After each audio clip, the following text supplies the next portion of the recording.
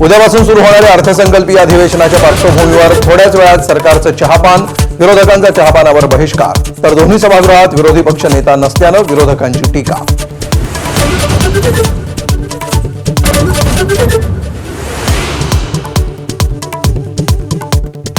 अधिवेशनात सरकारला घेरण्याची विरोधकांची रणनीती.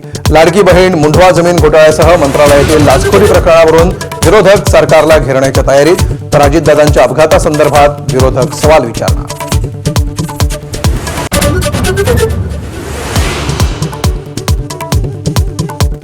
विरोधी पक्षाच्या बैठकीला शरद पवारांच्या राष्ट्रवादीचे सर्व आमदार गैरहजर.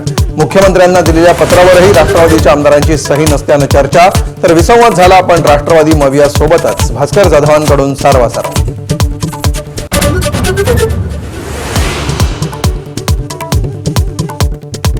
राज्यसभेच्या जागेसाठी काँग्रेस आणि ठाकरेंच्या शिवसेनेत चर्चा.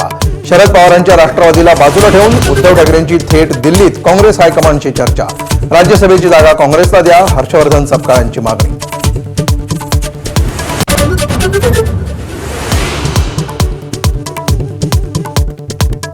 शरद पवारांची तब्येत पुन्हा बिघडली. अशक्तपणा जाणवत असल्यानं रुबी हॉल क्लिनिक रुग्णालयात पवारांवर उपचार. सर्व रिपोर्ट नॉर्मल आल्याची डॉक्टरांची माहिती.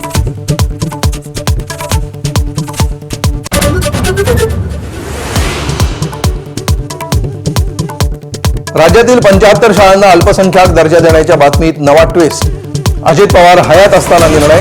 तांत्रिक बिघाडामुळे पोर्टलवर अपलोड झाला नाही. अल्पसंख्याक विभागाचं मुख्य सचिवांकडे स्पष्टीकरण.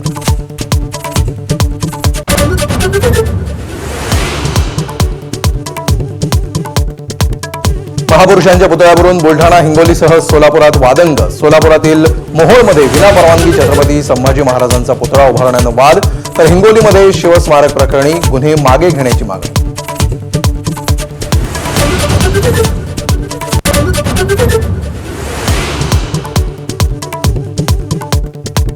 T20 विश्वचषकाच्या सुपर 8 फेरीमध्ये आज भारताचा सामना दक्षिण आफ्रिकेशी. अहमदाबादमधील नरेंद्र मोदी स्टेडियमवर भिडणार गतविजेते आणि उपविजेते. दक्षिण आफ्रिकेसमोर टीम इंडियाच्या फलंदाजांची होणार परीक्षा.